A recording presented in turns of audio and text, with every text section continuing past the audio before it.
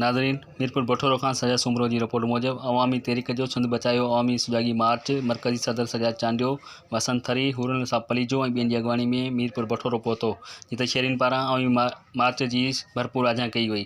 सुजागी मार्च के मरबूत हालेपोटो अली मोहम्मद परवेज़, दरिया ज़ोंर ऐं ॿियनि ख़िताब कयो। हुननि जो चवणु हो त पीपी हुकूमत 30,000 एकड़ ज़मीन मलिक रियाज़ खे ॾेई सिंध सां गद्दारी कई आहे।